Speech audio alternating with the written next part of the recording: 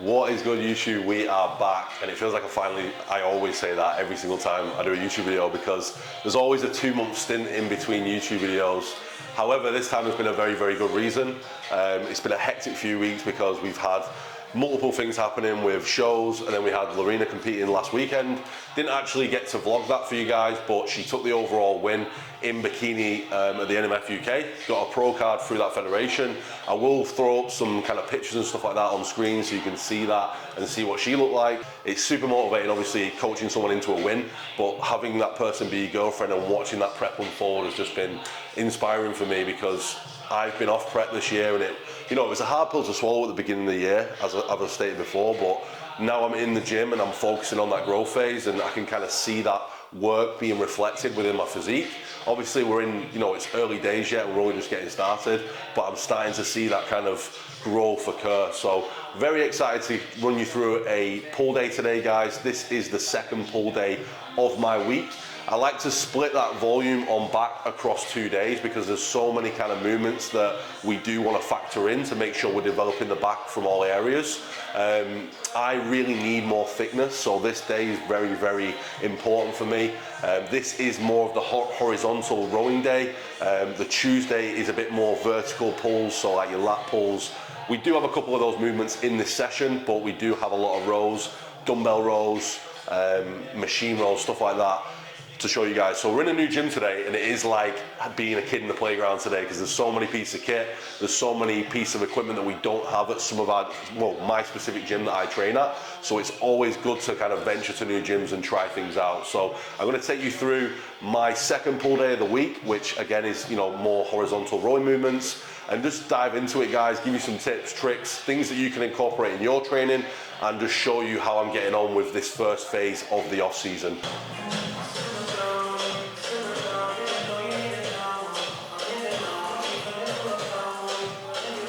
It's literally like a playground in here, bro. It feels like I'm in like a fucking... Colour coordination, mate. It's so good, It's very man. stylish. It's so good. Right, guys, so first movement of this workout is going to be a single arm pull down. This is just going to allow us to fire up the lats and get the lats really warm before we go into our compound movements and our rows. And it's a really good movement to just kind of isolate each lat individually. So 12 reps here for the first set, and then we'll move into our working sets from there.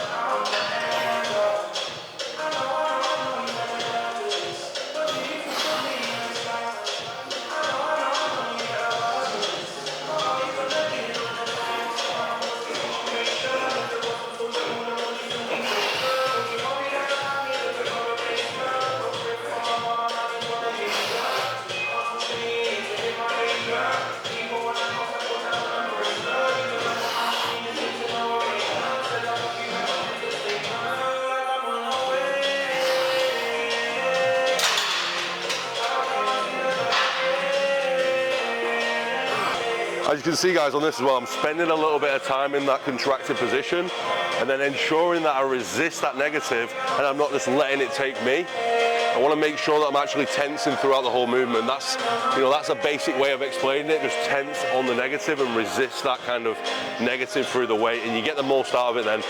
You're really making sure you put kind of tension on that muscle throughout the whole range of motion there.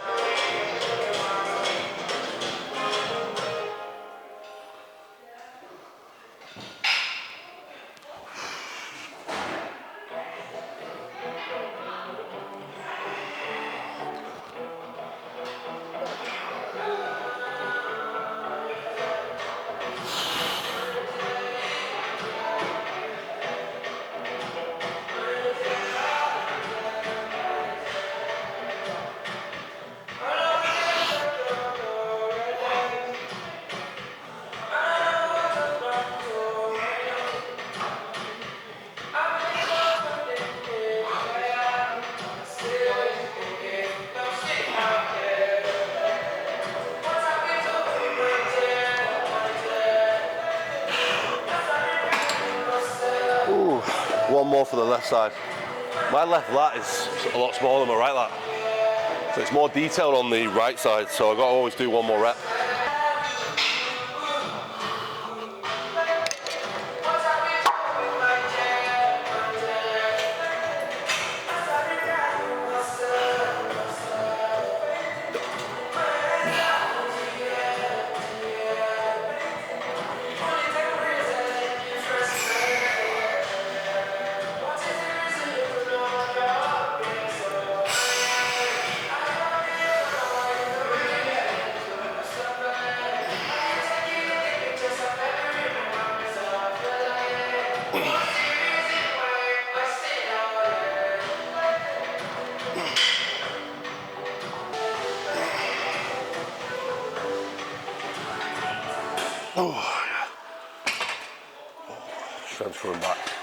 I was so weak last week because obviously when you get ill, guys, the best thing to do is just kind of rest.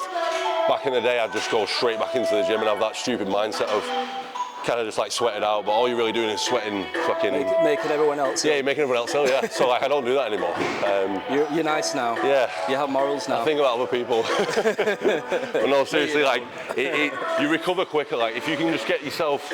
It's hard though, so you're in a prep setting and you get sick. You just want to like, you've been so used to so much workload and cardio and everything, it almost feels foreign to like just go, right, I'm going to rest.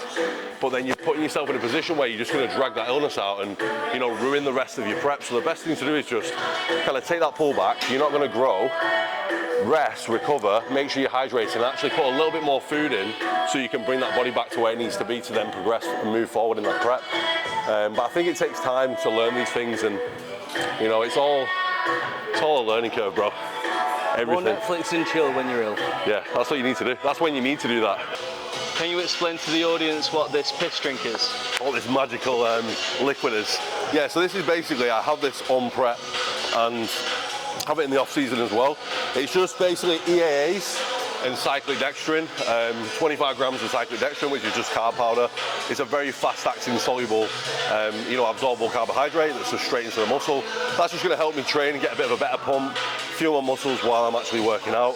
It is a little bit more kind of needed in the prep setting because you're so low on energy. Honestly, bro, that is like a power-up in prep. And on a scale of 1 to 10, how does it taste? Oh, it's unreal. 12. Oh, it tastes like Gatorade, bro. Yeah, I do it the night before. So. It tastes better than it looks. Yeah, it does. It tastes better than it looks. Pro tip though, guys, do it the night before, put it in the fridge, let it kind of settle overnight, and it's freezing cold. It tastes like Gatorade. You know, like isotonic. So it's like that. Yeah, it's so nice, bro. It's so nice, and it just fuels your workouts. Like when you're in prep, anyone who does a prep can relate to this. You get so low on food that is like your lifesaver. It saves you in the workout. It makes you kind of, I've done preps where I didn't use it, and by the end of the workout I'm going hypo. It's a struggle to get home. I'm drinking diet soda on the way home just to get home. That kind of sees you through and just enables you to kind of, you know, get through that workout and then even get to the supermarket afterwards and get back. As crazy as that sounds, it's a wild sport, bro. But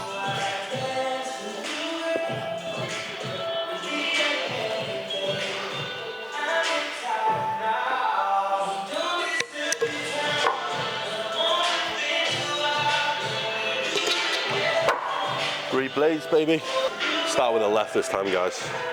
Left side's a little bit weaker, so make sure we're getting quality reps in. Same tempo, same execution. This will be a top 10 out of failure, so 8 to 12, somewhere around there.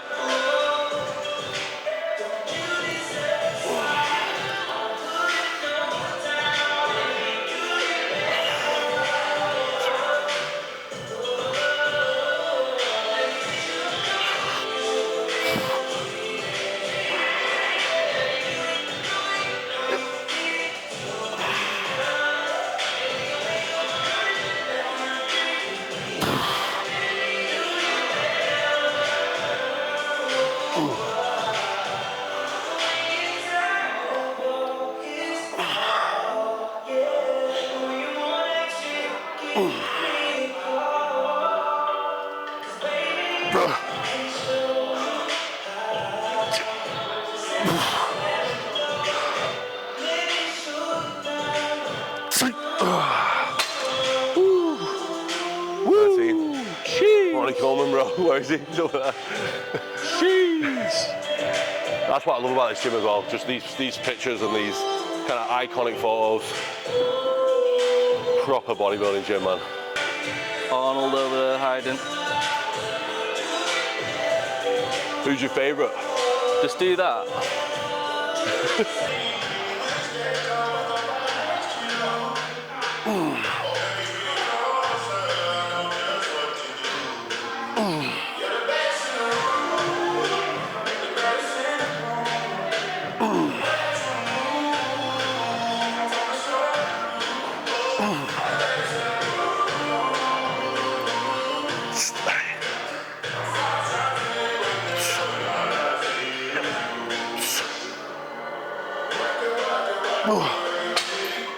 Oh shit. Might be able to get 4 on there. You reckon? Do it. for the tubes. Little dance. That's it. Just do the running man. The running man. Go-to. That's the easy one.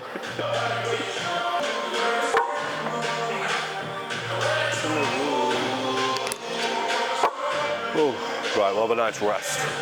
So another thing, guys, between sets, don't rush your sets, you know. If you're going for heavyweight and you want to get quality out of your sets, make sure you take that time to rest and recover, and don't kind of rush through those movements. I do like to speed up like side delts and biceps, because I'm looking at driving as much blood into that muscle, but for these kind of exercises, these kind of movements, take some time in between sets. Make sure you get quality reps out, don't rush it. We've got an off-season to complete. We've got a back to get. It is coming up though, so it's just time. Time and heavyweight. Yep.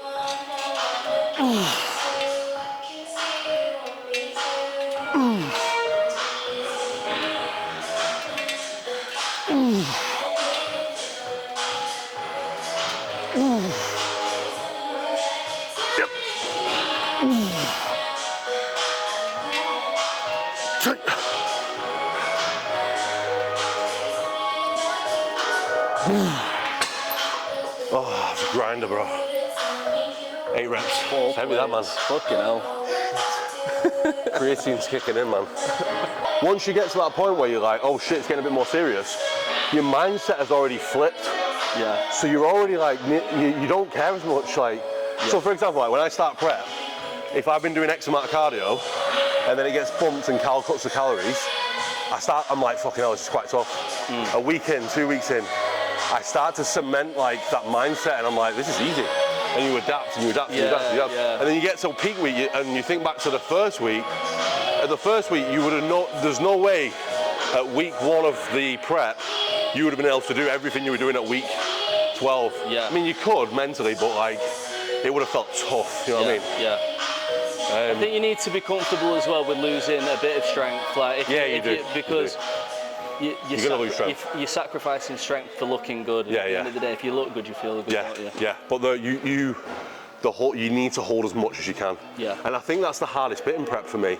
Going into the gym with hardly any fuel and having to do this now. Yeah. Again and again and again. It gives you anxiety, bro. You're like, I've got to get 4 plates now, I'm not that full. You need about 11 hours sleep. And I've had like 4 hours sleep and 50 grams of carbs. And it's like, fuck. Yeah. And then you've actually got to work. You need to be in bed all day and you've got to work and fucking... But I didn't though, bro. I was on my feet all day doing PT.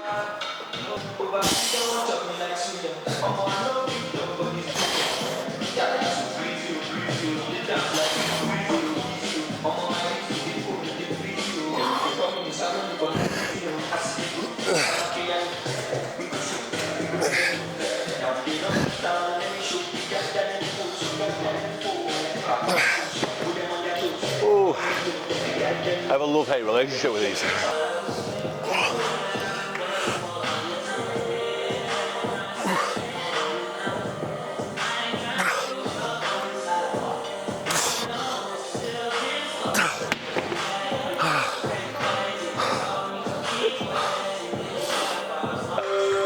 You have to pursue what you want to, because like you say, people are going to judge you either way. Like if you don't do it, you're a loser, like we just said. Yeah. And if you do it, you're full of yourself or you're a loser.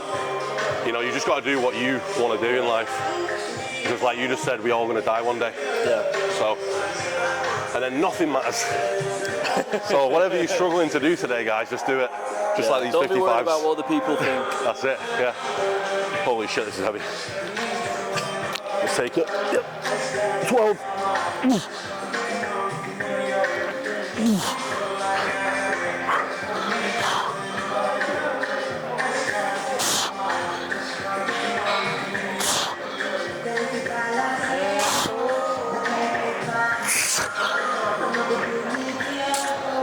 Oh, hey reps. That's a PB, bro.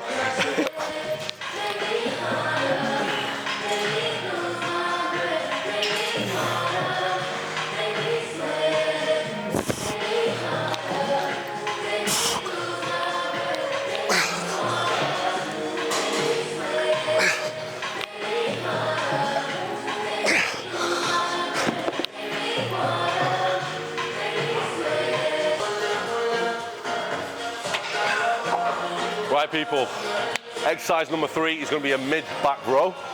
I do like this machine in here because it's a little bit different. It's a bit of a lower angle, kind of driving in. And what I'm focusing on this movement is keeping those elbows tucked in, driving back with the elbow and lifting the chest up as I contract. I don't want to be contracting like this because it's going to be a lot of bicep and rear delt. I'm trying to really engage my lats and my erectors and, you know, mid-traps and mid-back. So good tip, guys, is when you are on the machine and you pull through, you don't want to be rowing a fucking canoe boat. You want to make sure that you are planted, you're driving your chest into the pad as you retract, so you get maximum contraction there in that, you know, contracted part of the movement. Don't be lifting your chest off and rowing, you know, and throwing that weight about. Try and get good connection with the muscle that you're trying to work.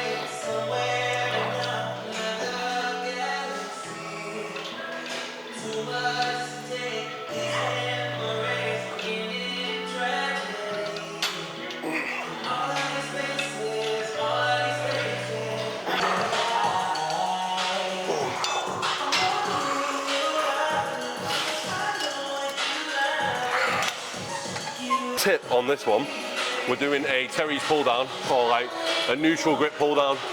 I do like to use the Nebula grip for this one and keep it quite close. I just really feel my lats on it.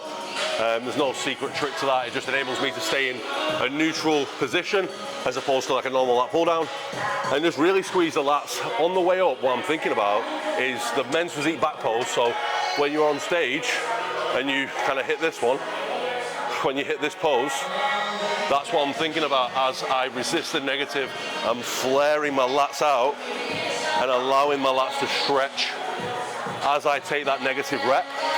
So it's a really good tip for you to engage your lats a little bit more if you are a person who struggles with connecting with your lats. Make sure you're, you know, a simple, basic way of explaining it is just tense throughout the movement.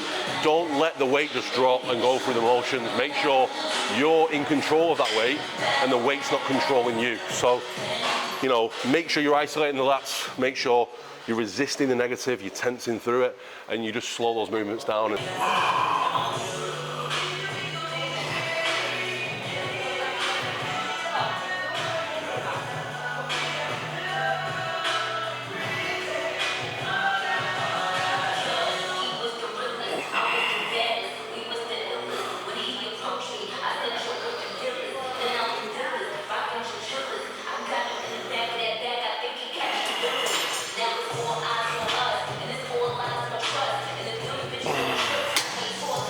Oh yeah, that's the one.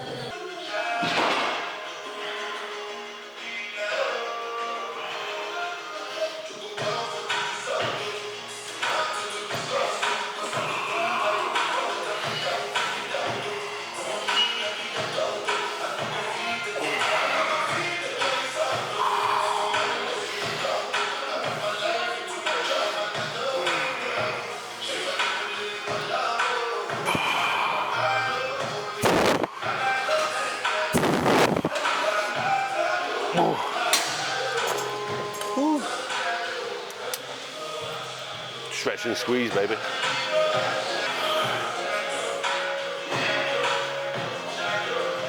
On a cable pulley, but today we've got a bit of a different machine that allows me to do both arms at the same time, and I can kind of stabilize my core on this, well, my lower back on this, on my back, so that, you know, I'm not cheating, I'm not swinging, and it's just all bicep doing the work. What I like to do with biceps, guys, is make sure, again, that negative is 3 seconds, And it's about the stretch and the squeeze on biceps. You've really got to drive blood into that muscle and volumize that muscle and just push as much blood into it as you can, really. That's the whole kind of general consensus with arm training. You don't want to go too heavy, you just want to stretch and squeeze, get good blood flow, and stimulate that muscle as much as possible.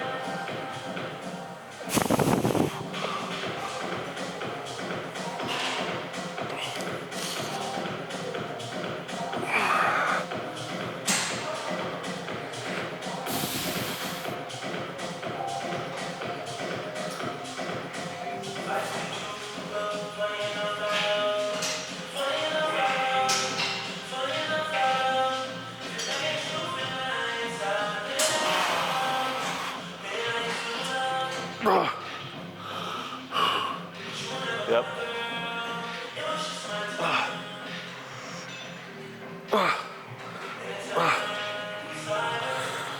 Oh, burns. That's pain. You got to embrace the pain. Good job, man. That was good. You don't want huge arms.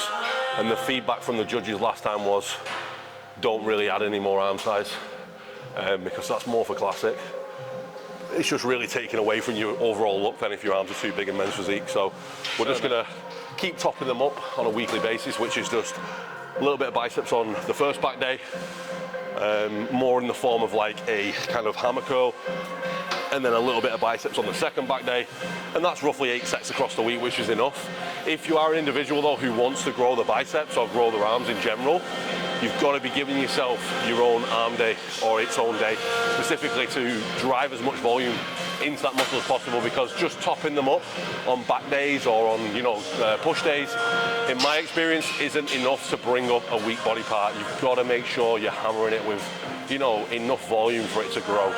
So that's a tip for you guys who kind of struggle growing their arms. I have a lot of clients in that situation, and the general push-pull leg split doesn't really work for that individual because it's not really catered to what their goal is. So bear that in mind when you're looking at programming your week, and make sure you're giving your arms adequate volume and attention.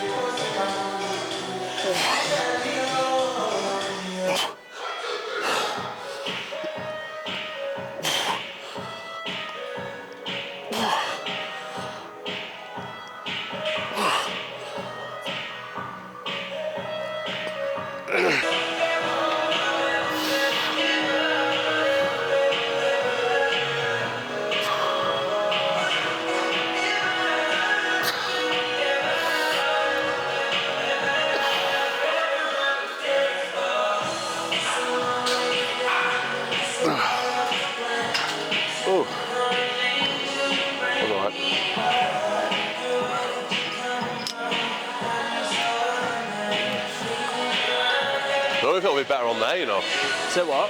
It might be better on that one, maybe.